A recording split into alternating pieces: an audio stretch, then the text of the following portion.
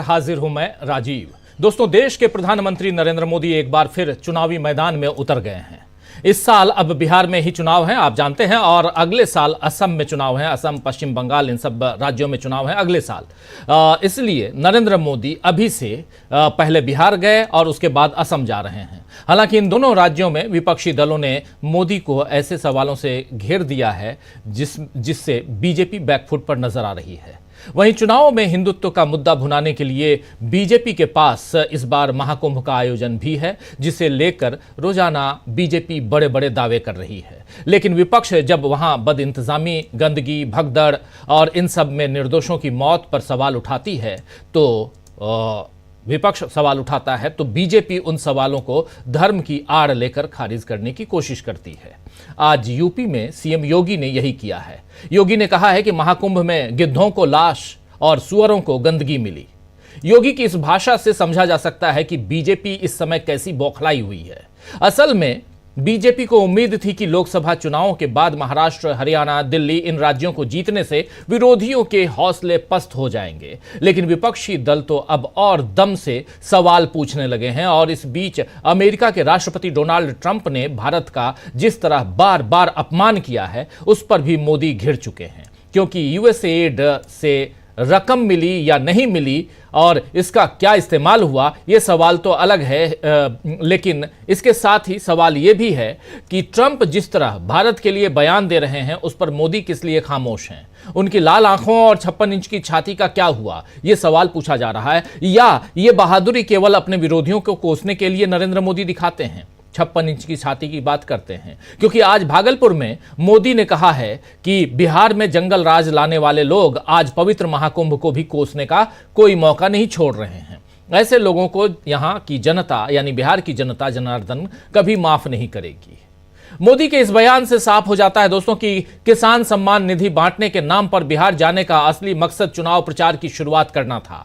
मोदी के इस दौरे पर अब लालू प्रसाद यादव ने ट्वीट किया है। लालू प्रसाद यादव ने ट्वीट में क्या कुछ लिखा है, जरा आपके सामने ले आता हूं। लालू यादव लिख रहे हैं कि पीएम के झूठ मापने का कोई पैमाना होता तो वो टूट कर चूर चूर हो जाता। ये कह रहे हैं लालू यादव सीधे प्रधानमंत्री नरेंद्र मोदी के लिए।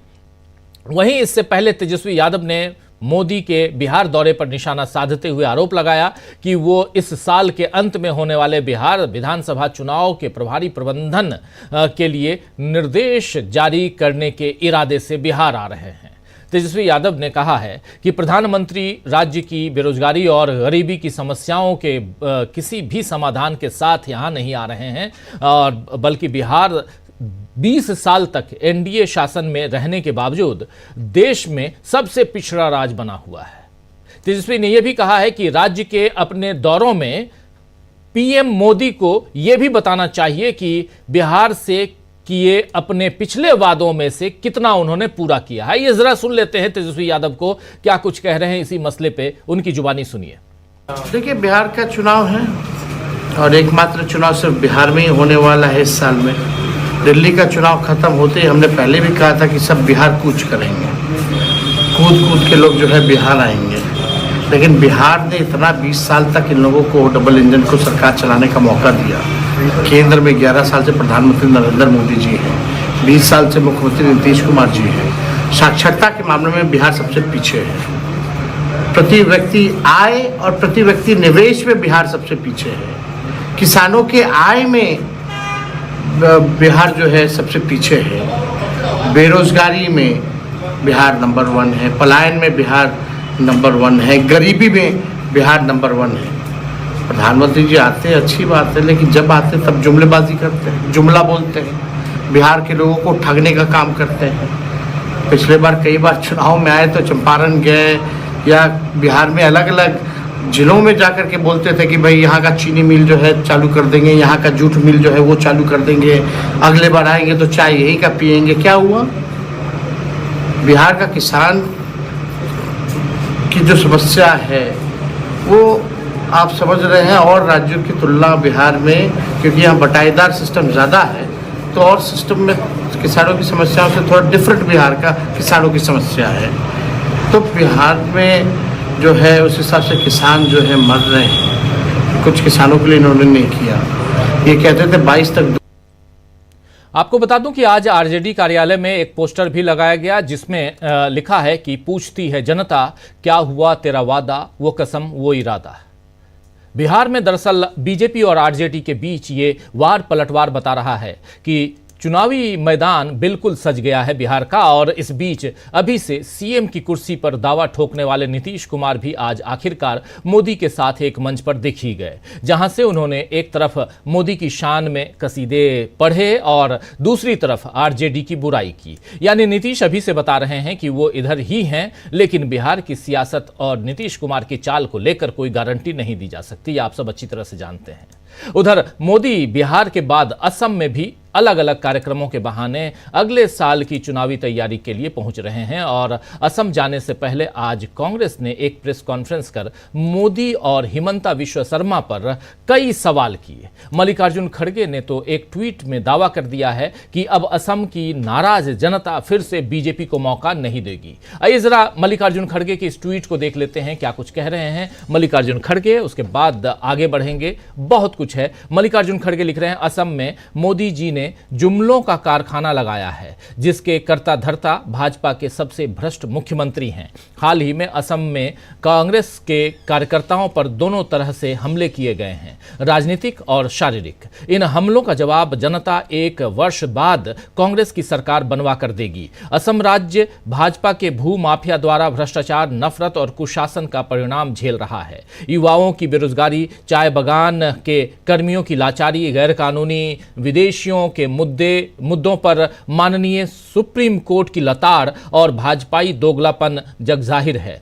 विकास के हर पैमाने पर और आर्थिक दृष्टि से राज्य पिछड़ गया है। असम के 3.5 करोड़ लोग बेहद आक्रोशित हैं। मोदी जी का कोई भी जुमला अब उनके गुस्से को ठंडा नहीं कर सकता।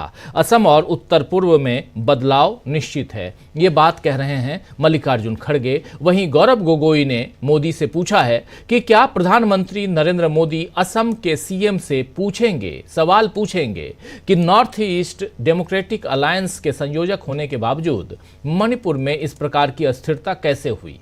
आइए जरा सुन लेते हैं। गौरव गोगोई ने आज प्रेस कॉन्फ्रेंस की और उस पर बहुत सारे सवाल पूछे गए, तब जबकि नरेंद्र मोदी असम के दौरे, बिहार के बाद असम के दौरे पे जाने वाले थे। उससे पहले सुनिए जरा गौरव गोगोई को। क्या प्रधानमंत्री मोदी जी हिमंता बिश्व शर्मा जी से पूछेंगे कि आप तो नॉर्थ ईस्ट डेमोक्रेटिक अलायंस के कन्वीनर थे, आपको तो नॉर्थ ईस्ट पूरा संभाला हुआ था, मीडिया में आपको नॉर्थ ईस्ट का चाणक्य आपको का दर्जा मिलता है, तो मणिपुर में इस प्रकार की अस्थिरता कैसे उत्पन्न हुई? मणिपुर में इस प्रकार से सामाजिक हिंसा कैसे हुआ? लोग क्यों मारे गए? लोग क्यों बेघर हुए? अब क्या उत्तर पूर्वांचल का दायित्व हिमंता बिश्व शर्मा जी पर नहीं है? दोनों ने यह कहा कि मणिपुर का हिंसा कुछ ही महीनों में सुधर जाएगा। प्रधानमंत्री मोदी जी ने सदन के अंदर कहा जब नो कॉन्फिडेंस की मोशन आई कि ये तो कुछ महीनों में सुधर जाएगा। शायद उनको पूरी जानकारी हिमंता बिश्व शर्मा जी दे रहे थे, जिन्होंने स्वयं मीडिया के सामने कहा, अरे मणिपुर का मसला ये हम संभाल लेंगे। क्या संभाला? राष्ट्रपति शासन लग गया, समाज के बीच में हिंसा, दरार, यह है उनकी उत्तर पूर्वांचल के प्रति उनकी चाणक्य। तो गौरव गोगोई ने यह भी कहा है कि मणिपुर में राष्ट्रपति शासन लग गया, हर तरफ हिंसा और दरार है। क्या यह है उत्तर पूर्वांचल के लिए हिमंता बिश्व शर्मा की चाणक्य नीति? मोदी के असम दौरे से पहले मणिपुर का जिक्र कर कांग्रेस ने बीजेपी की दुखती रग पर हाथ रख दिया है दोस्तों। वहीं महाकुंभ में संगम के जल में गंदगी से लेकर भारी बदइंतजामी पर विपक्ष सवाल उठा रहा है। खासकर अखिलेश यादव ने तो योगी सरकार को बिल्कुल हैरान करके रख दिया है, जिसका जवाब देने की कोशिश में आज सीएम योगी ने कहा है कि महाकुंभ में जिसने जो तलाशा उसको वही मिला। गिद्धों को केवल लाश मिली, सुअरों को गंदगी मिली, संवेदनशील लोगों को रिश्तों की खूबसूरत तस्वीर मिली। आस्थावानों को पुण्य मिला, सज्जनों को सज्जनता मिली, अमीरों को धंधा मिला, गरीबों को रोजगार मिला, भक्तों को भगवान मिला। सनातन की सुंदरता आखिर में समाजवादी और वामपंथियों को कैसे नजर आएगी? ये बात कि ये सारी चीजें आखिर समाजवादी और वामपंथियों को कैसे नजर आएगी? अब योगी ने यहां भले ही गिद्धों और सुअरों का जिक्र कर समाजवादियों को घेरने की कोशिश की हो, लेकिन इस कोशिश में उन्होंने ये सच्चाई भी मान ली कि महाकुंभ में लाशें भी गिरी और गंदगी भी फैली। इसका मतलब विपक्ष के आरोपों में दम है।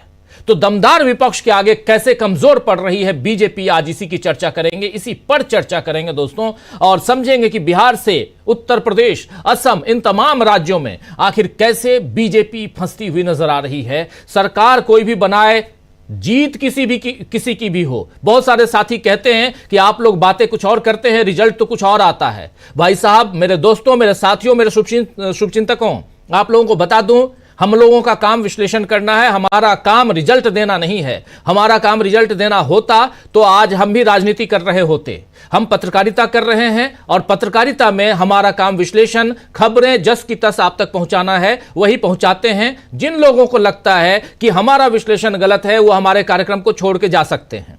लेकिन जिन लोगों को लगता है कि विश्लेषण सही है मगर रिजल्ट राजीव कुमार और चुनाव आयुक्त ने हैक कर दिया है, बीजेपी ने इस रिजल्ट को हैक करके रख दिया है, तो वो इस कार्यक्रम को देख सकते हैं। इसलिए कह रहा हूं कि दमदार विपक्ष, आज भी विपक्ष दमदार है। अखिलेश यादव ने हिलाकर रख दिया और आज योगी आदित्यनाथ को मानना पड़ा कि गिद्धों को लाश और सुअरों को गंदगी मिली।